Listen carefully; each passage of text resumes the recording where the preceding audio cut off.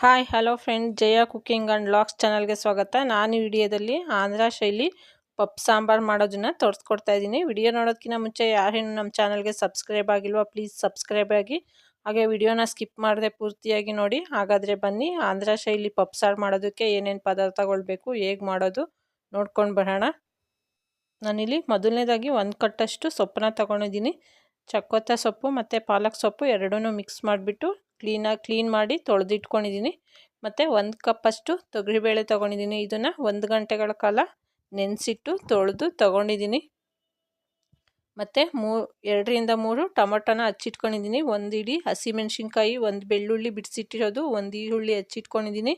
ಸ್ವಲ್ಪ ಹುಣಸೆಹಣ್ಣು ಮತ್ತು ಸ್ವಲ್ಪ ಕೊತ್ತಂಬರಿ ಸೊಪ್ಪನ್ನು ಸಣ್ಣದಾಗೆ ಹಚ್ಚಿಟ್ಕೊಂಡಿದ್ದೀನಿ. ಒಗ್ಗರಣೆಗೆ ಜಜ್ಜಿರೋ ಅಂಥ ಅರ್ಧ ಬೆಳ್ಳುಳ್ಳಿ, ಸಣ್ಣದಾಗಿ ಹಚ್ಚಿರೋ ಅಂಥ 1 ಈರುಳ್ಳಿ, ಕರಿಬೇವು, ಜೀರಿಗೆ, ಧನಿಯಾ, 4ರಿಂದ 5 ಒಣಮೆಣ್ಸಿನ್ಕಾಯಿ, ಸಾಸಿವೆ ಮತ್ತು ಸ್ವಲ್ಪ ಕಡಲೆಬೇಳೆನ ತೊಗೊಂಡಿದ್ದೀನಿ.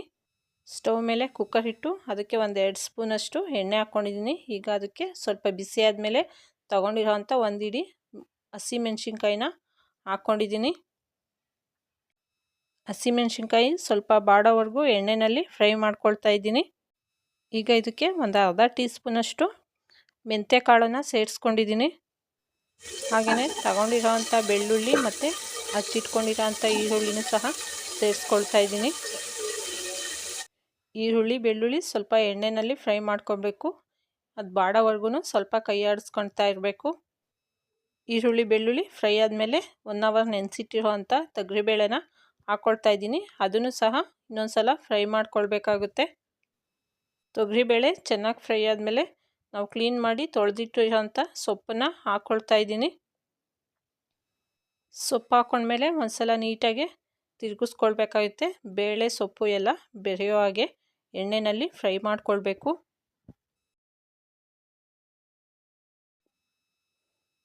ನೋಡಿ, ಈ ರೀತಿಯಾಗಿ ಸೊಪ್ಪೆಲ್ಲ ನೀಟಾಗಿ ಎಣ್ಣೆನಲ್ಲೇ ಫ್ರೈ ಮಾಡ್ಕೊಳ್ಬೇಕು. ಬೇಳೆ ಮತ್ತು ಸೊಪ್ಪನ್ನು ಈ ರೀತಿ ಫ್ರೈ ಮಾಡ್ಕೊಂಡಿದ್ದಾದಮೇಲೆ ನಾವು ತಗೊಂಡಿರೋ ಅಂಥ ಹುಣಸೆಹಣ್ಣು ಮತ್ತು ಹಚ್ಚಿಟ್ಕೊಂಡಿರೋ ಅಂಥ ಟೊಮೊಟೊ ಮತ್ತು ಅರ್ಧ ಟೀ ಸ್ಪೂನಷ್ಟು ಅರಶಿನ ಪುಡಿನ ಹಾಕ್ಕೊಳ್ತಾ ಇದ್ದೀನಿ. ಇಷ್ಟನ್ನು ಹಾಕ್ಕೊಂಡು ಮತ್ತೊಂದು ಸಲ ಫ್ರೈ ಮಾಡ್ಕೊಳ್ತಾ ಇದ್ದೀನಿ ಎಣ್ಣೆಯಲ್ಲಿ. ಚೆನ್ನಾಗಿ ಒಂದು ಸಲ ಫ್ರೈ ಮಾಡ್ಕೊಂಡಿದ್ದಾದಮೇಲೆ ಇದಕ್ಕೆ ದೊಡ್ಡ ಗ್ಲಾಸಲ್ಲಿ 1.5 ಗ್ಲಾಸಷ್ಟು ನೀರನ್ನು ಹಾಕ್ಕೊಳ್ತಾ ಇದ್ದೀನಿ. ನಾನು ನೀರನ್ನು ಹಾಕ್ಕೊಂಡ್ಮೇಲೆ ಒಂದು ಸಲ ನೀಟಾಗಿ ಮಿಕ್ಸ್ ಮಾಡಿಬಿಟ್ಟು ಲಿಡ್ಡನ್ನು ಕ್ಲೋಸ್ ಮಾಡ್ತಾ ಇದ್ದೀನಿ. ಲಿಡ್ಡನ್ನು ಕ್ಲೋಸ್ ಮಾಡಿದ್ಮೇಲೆ ಇದನ್ನು ಒಂದು 7ರಿಂದ 8 ವಿಷಲ್ ಹಾಕೋಕ್ಕೆ ಬಿಡ್ತಾ ಇದ್ದೀನಿ. 7ರಿಂದ 8 ವಿಷಲ್ ಹಾಕಿದೆ. ಕುಕ್ಕರು ತಣ್ಣಗಾದ್ಮೇಲೆ ಓಪನ್ ಮಾಡ್ತಾ ಇದ್ದೀನಿ. ನೋಡಿ, ಈ ರೀತಿಯಾಗಿ ಚೆನ್ನಾಗಿ ಸೊಪ್ಪು, ಬೇಳೆ, ಟೊಮೊಟೊ ಎಲ್ಲ ಚೆನ್ನಾಗಿ ಬೆಂದಿದೆ.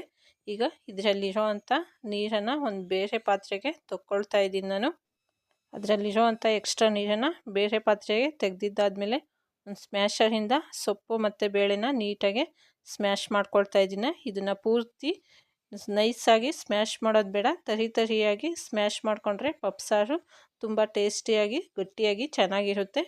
ಈ ರೀತಿಯಾಗಿ ತರಿಯಾಗಿ ಸ್ಮ್ಯಾಶ್ ಮಾಡ್ಕೊಳ್ತಾ ಇದ್ದೀನಿ. ಸ್ಮ್ಯಾಶ್ ಮಾಡಿ ಇಟ್ಕೊಂಡ್ಮೇಲೆ ಇದಕ್ಕೆ ರುಚಿಗೆ ತಕ್ಕಷ್ಟು ಉಪ್ಪನ್ನು ಸೇರಿಸ್ಕೊಳ್ತಾ ಇದ್ದೀನಿ. ಉಪ್ಪು ಹಾಕ್ಕೊಂಡ್ಮೇಲೆ ನಾವು ಆಗಲೇ ಬೇಯಿಸಿರೋ ಅಂಥ ನೀರನ್ನು ಸಪ್ರೇಟ್ ಮಾಡಿ ಇಟ್ಕೊಂಡಿದ್ವಲ್ಲ, ಆ ನೀರನ್ನು ಸಹ ಸೇರಿಸ್ಕೊಳ್ತಾ ಇದ್ದೀನಿ. ಸೇರಿಸ್ಕೊಂಡು ಒಂದು ಸಲ ನೀಟಾಗಿ ಮಿಕ್ಸ್ ಮಾಡ್ಕೊಳ್ಬೇಕು. ಉಪ್ಪೆಲ್ಲ ನೀಟಾಗಿ ಕರಗೋ ಥರ ಮಿಕ್ಸ್ ಮಾಡಿಕೊಂಡು ಎತ್ತಿಟ್ಕೊಳ್ತಾ ಇದ್ದೀನಿ. ಪಪ್ಪು ಸಾರು ರೆಡಿಯಾಗಿದೆ. ಅದಕ್ಕೆ ಒಗ್ಗರಣೆ ಮಾಡ್ಕೊಳ್ಳೋದಕ್ಕೆ ಸ್ಟವ್ ಮೇಲೆ ಒಂದು ಪಾತ್ರೆ ಇಟ್ಟಿದ್ದೀನಿ. ಅದಕ್ಕೆ 2ರಿಂದ 3 ಟೇಬಲ್ ಸ್ಪೂನಷ್ಟು ಎಣ್ಣೆ ಹಾಕ್ಕೊಂಡು ಈಗ ಸಾಸಿವೆ ಕಾಳನ್ನು ಹಾಕ್ಕೊಳ್ತಾ ಇದ್ದೀನಿ. ಸಾಸಿವೆ ಸಿಡಿದ್ಮೇಲೆ ತಗೊಂಡಿರೋ ಅಂಥ ಕಡಲೆಬೇಳೆನ ಹಾಕ್ಕೊಳ್ತಾ ಇದ್ದೀನಿ. ಕಡಲೆಬೇಳೆ ಸ್ವಲ್ಪ ಕೆಂಪಾದ್ಮೇಲೆ ತಗೊಂಡಿರೋ ಅಂಥ ಬೆಳ್ಳುಳ್ಳಿ ಮತ್ತು ಈರುಳ್ಳಿಯನ್ನು ಹಾಕ್ಕೊಳ್ತಾ ಇದ್ದೀನಿ. ಈರುಳ್ಳಿ ಬೆಳ್ಳುಳ್ಳಿ ಸ್ವಲ್ಪ ಫ್ರೈ ಆದಮೇಲೆ ತಗೊಂಡಿರೋ ಅಂಥ ಜೀರಿಗೆ, ಧನಿಯಾ ಬೀಜ, ಒಣಮೆಣ್ಸಿನ್ಕಾಯಿ ಎಲ್ಲವನ್ನು ಹಾಕ್ಕೊಂಡು ಫ್ರೈ ಮಾಡ್ಕೊಳ್ತಾ ಇದ್ದೀನಿ. ಪಪ್ಪು ಸಾಂಬಾರಿಗೆ ಧನಿಯಾ ಪೌಡ್ರನ್ನ ಯೂಸ್ ಮಾಡಲ್ಲ, ಅದಕ್ಕೆ ಬದಲಾಗಿ ಒಗ್ಗರಣೆಗೆ ಧನಿಯಾ ಬೀಜನ ಯೂಸ್ ಮಾಡ್ತೀವಿ. ಮೇಯ್ನ್ ಈ ಸಾಂಬಾರಿಗೆ ಟೇಸ್ಟ್ ಕೊಡೋ ಅಂಥದ್ದು ಧನಿಯಾ ಬೀಜ. ಅದಕ್ಕೋಸ್ಕರ ಒಗ್ಗರಣೆಗೆ ಧನಿಯಾ ಬೀಜನ ಹಾಕ್ಕೊಳ್ಳೇಬೇಕು. ಈಗ ಒಗ್ಗರಣೆ ರೆಡಿಯಾಗಿದೆ. ಇದಕ್ಕೆ ನಾನು ಮಸ್ತ್ ಇಟ್ಕೊಂಡಿರೋ ಅಂಥ ಸ್ಮ್ಯಾಶ್ ಮಾಡಿ ಇಟ್ಕೊಂಡಿರೋ ಅಂಥ ಸಾಂಬಾರನ್ನ ಹಾಕ್ಕೊಳ್ತಾ ಇದ್ದೀನಿ. ಈ ರೀತಿ ಒಗ್ಗರಣೆ ಹಾಕಿದ್ಮೇಲೆ ಸಣ್ಣದಾಗಿ ಹಚ್ಚಿಟ್ಕೊಂಡಿರೋಂಥ ಕೊತ್ತಂಬರಿ ಸೊಪ್ಪನ್ನ ಹಾಕಿದ್ರೆ ಆಂಧ್ರ ಶೈಲಿ ಪಪ್ಸಾರು ರೆಡಿಯಾಗುತ್ತೆ. ಇದು ದೋಸೆ, ಚಪಾತಿ, ಇಡ್ಲಿ, ರೈಸ್ ಜೊತೆ ಕಾಂಬಿನೇಷನ್ ತುಂಬ ಚೆನ್ನಾಗಿರುತ್ತೆ. ಒಂದು ಸಲ ಟ್ರೈ ಮಾಡಿ ಹೇಗೆ ಬಂದಿತ್ತು ಅಂತ ಕಮೆಂಟ್ಸ್ ಮೂಲಕ ತಿಳಿಸಿ. ಹಾಗೆ ನಮ್ಮ ಚಾನಲ್ನ ಸಬ್ಸ್ಕ್ರೈಬ್ ಮಾಡ್ಕೊಳ್ಳಿ. ಈ ದಿನದ ಯೂಸ್ಫುಲ್ ಟಿಪ್ಸ್: ಮೆಂತ್ಯದ ಸೊಪ್ಪನ್ನು ತುಪ್ಪದಲ್ಲಿ ಹುರಿದು ಸೇವನೆ ಮಾಡೋದ್ರಿಂದ ಪಿತ್ತ ಶಮನ ಆಗುತ್ತೆ. ವಿಡಿಯೋ ನೋಡಿದ್ದಕ್ಕಾಗಿ ಧನ್ಯವಾದಗಳು.